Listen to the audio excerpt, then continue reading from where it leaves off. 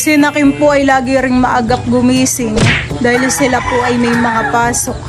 Meron po ako ditong lagayan ng mga natalbos ko. Naambo na. Okay, uulan na.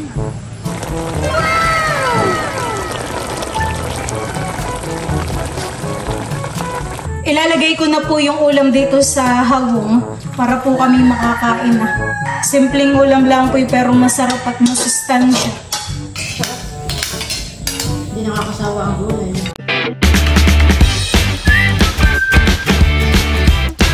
What's up mga kamilot? Welcome back sa aking channel. Bali si Mama at po si Papa ay nasa palaisdaan. Doon po sila natulog. Bali sila po ay pupunta dito sa bahay at dito po lagi sila nag-uumagahan. Mamaya po ay pagluluto ko po sila ng ulam. Yun po ay ginisang talbos na kamote sa sardinas po. Yun po ay medyo paborito po ni Mama yung gulay pong iyon. Dahil yun po ay masustansya. Ayan, bali ngayon po ay alas 4. Lagi pong ang gising ko ay alas 4. Pag hindi po alas 4 ay alas 5. Ganayon na po yung aking nakasanayang gising. Siguro po ay dahil sa pagbablog ko. Maaga po akong gigising para makapag-ready po sa aking pagbablog. Ayan at madilim pa po dito sa labas. Dahil ngayon po ay alas 5 lang po ng umaga. Tilawkan po ang mga manok.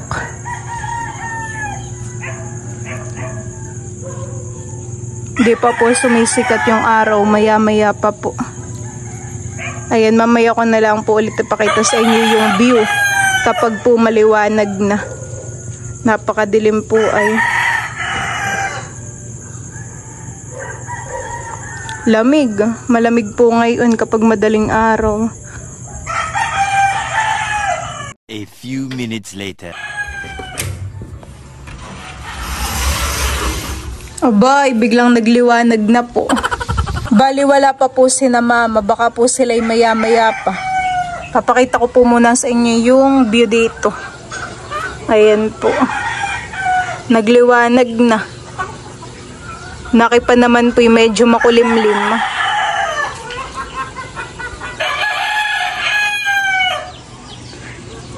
Bayin po yung mga manok ng mga titila-tilaok. Taktaraok.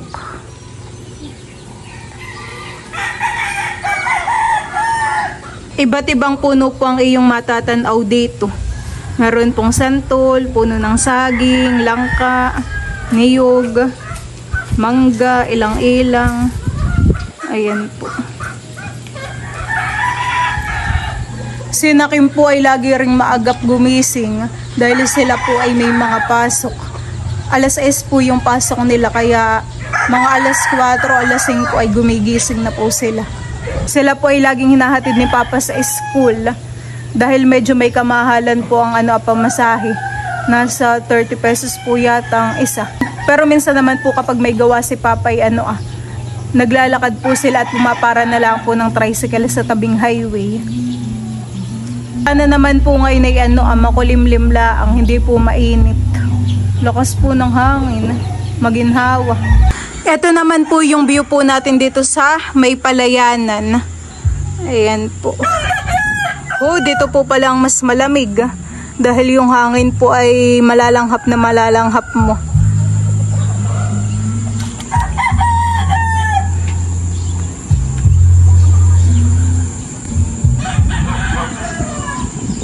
Nakaka-relax po pag ganito po lagi yung iyong makikita.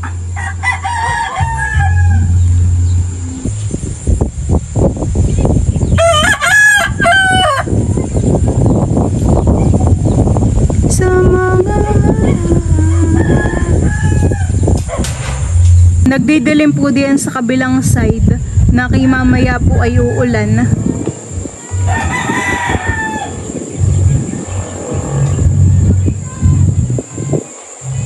Ayan na po yung dalawa at papasok na. Ingat kayo.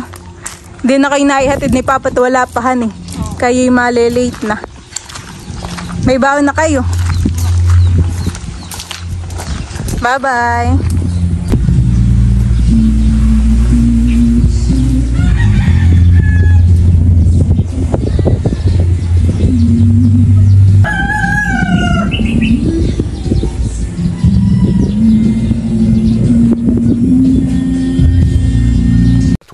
seconds later.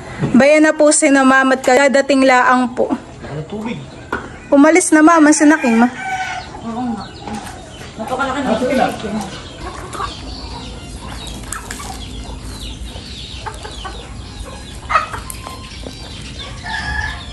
Nandito na po ako sa taniman po nila Lola at ako po ay nanghingi na po ng talbos po ng kamoting bagin.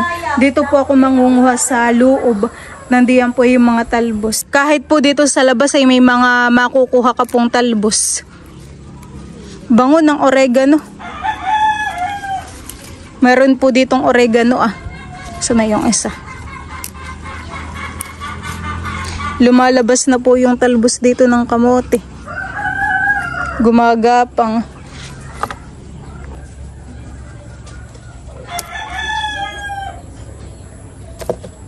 Meron po ditong bubon. Oh! Mamaya ako'y mahulog.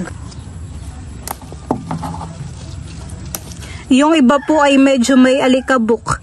May mga lupa-lupa. Kaya mamaya po ito ihuhugasan ko ng maigi. Meron po ako ditong lagayan ng mga natalbos ko. Mga ambon na.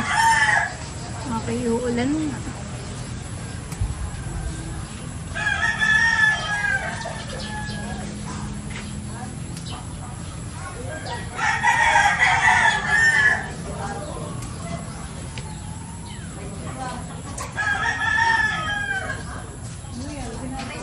Nanalbos. Okay,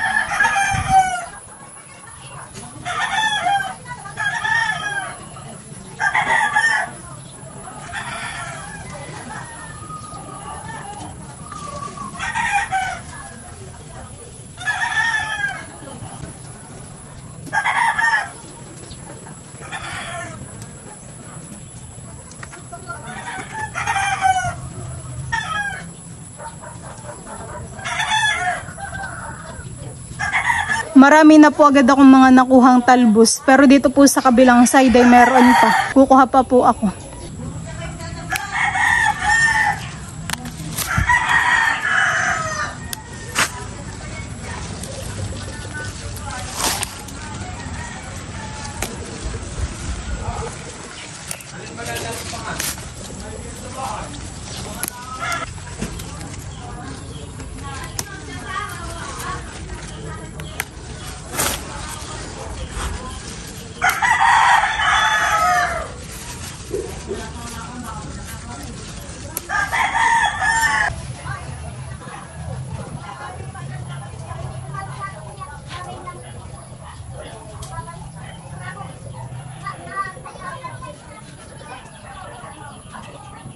Bakit Maloy? Nagano ka sa amin?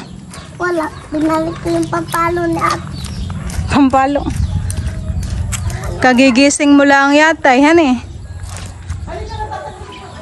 Ibabatad ko po muna itong mga talbos para yun pong lupa-lupa ay matanggal. Bibili po tayo ngayon ng sardinas. Dito po kala Kuya Udang. Pabili! Ito na po yung ating sardinas. Ingay ng mga manok.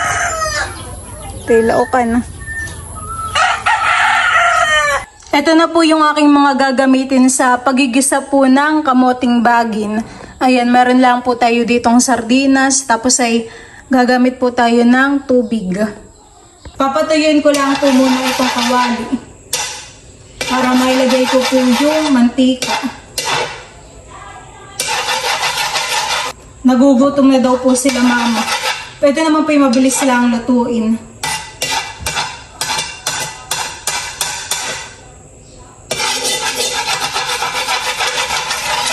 Kailangan po muna ipapatuyuin ito. May mga tubig-tubig pa. Kaunting mantika lang. Igigisa ko na po itong bawang at sibuyas.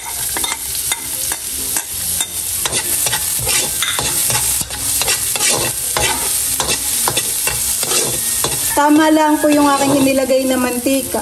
At tayo po ni Mama ng mamalangis. Ilalagay ko na po itong mga talbos. Marami din po pala yung aking mga nakuha. Sariwang gulay na naman.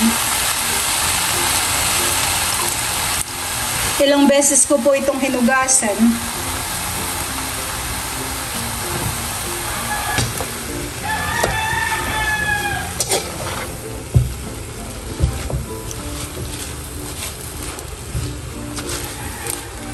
Lalagyan ko po ng kaunting tubig. Lalagyan ko rin po ng paminta. At asin.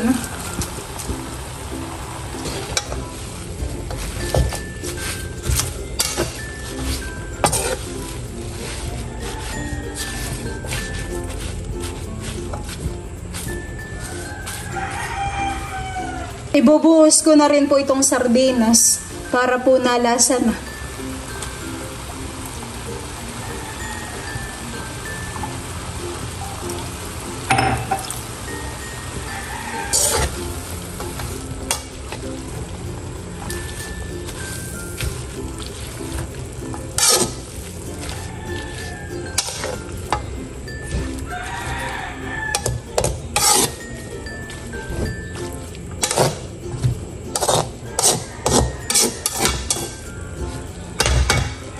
Akin lang pong tatakpan.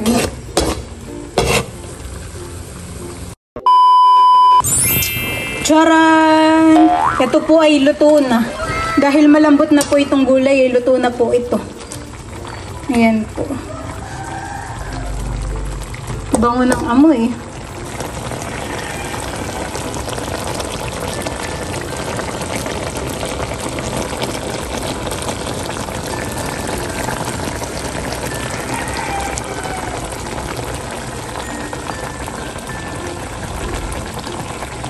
Ilalagay ko na po yung ulam dito sa hawong para po kami makakain na. Dami.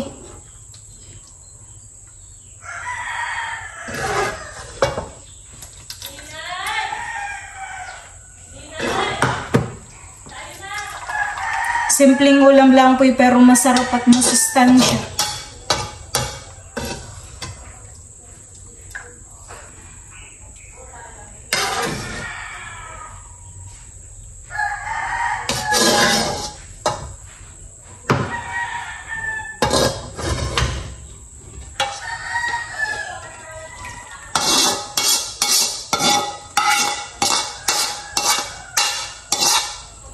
Yan po mga kamilot at ito na po yung aking nilutong ginisa. Ayan po. Kami po ay kakain na. Nakapaghain na rin po ako ng kanin. Kakain na mama. Kami po ay kakain na. Si mama po ay magpe-pray.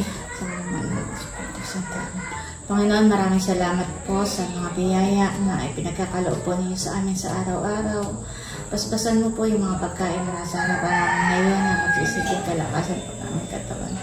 Ito po ang samatalangan namin sa pangalan ni Jesus. Amen. Sa pangalan ni Jesus. Kain po tayo. Kain na po tayo. Kunin mo yung sarap. Sarap na ito. Nakisarap po ng sabawan. Medyo malapit. Gawa ng sardinas. Sarap. Paborito kang ganitong luto. Ganito po. Sarap. Tapos ay kaunti lang ang sabaw. Malasa po man. Tama-tama lang ang saya. Sarap.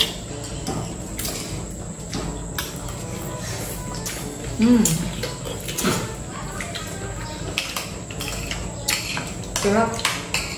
Kain ko. Mataas po ang tubig sa palasdaan. Ngayon po natin, ayan, yung kalakhan. Pag may buwan lang naman, ganun tataas. Pero pag walang buwan at nag-high tide, ay hindi ganun kalaki. Kailan nagtatrabaho yung boss eh? Sino kukuha mo magtrabaho? Sila. Wala siyang trabaho bukas. Absent sila. Sabi po ni mama ay nakakatakot. Tatakot ako baka na may lumakas ang pasok ng tubig. Kaya ipapatrabaho namin bukas. Sino pang kinahan mo? Wala sila. Isa. Medyo Hindi mabahaw. tayo hirap. Taptag mo ka pa ng isa pa. May kaarga ko na yung balsa. Yung isang araw lang. Kumuha ka pa ng isa pang nakakatulong mo yung pagtrabaho.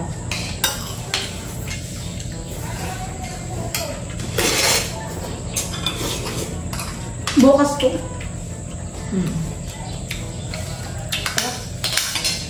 Hindi nakakasawa ang gulay. Sakto lang pagkaluto mo ng talbos. Hindi lang po.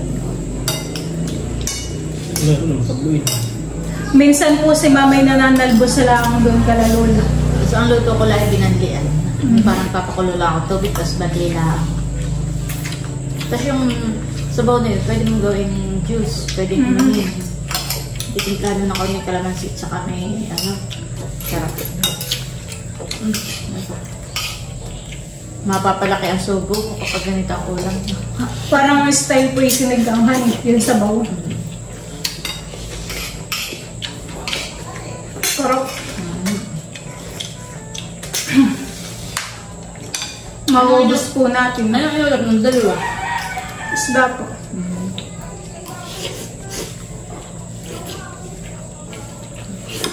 Medyo maanghang. Ano nilagay mo? Mapahang po ang sardinas.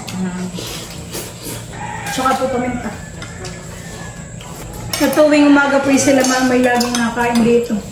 Kaya naisip ko po ipaglutuan ng gulay.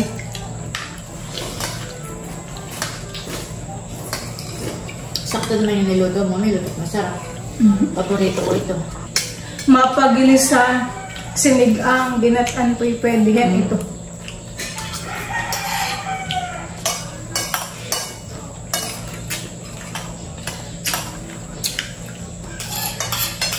Tsaka nung nagluto ako ng ensaladang talbos. Na ganito dapat gusto mo. Sarap nga po.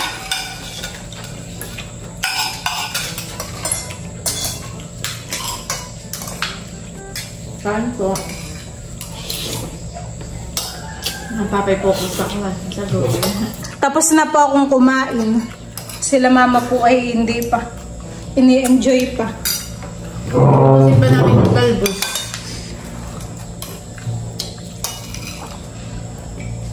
Napapay hindi na kaya ng gulay ha, pero huwag ka to ha. Pag nakuha. Sarap pong higupin ng sambawhan, malasa.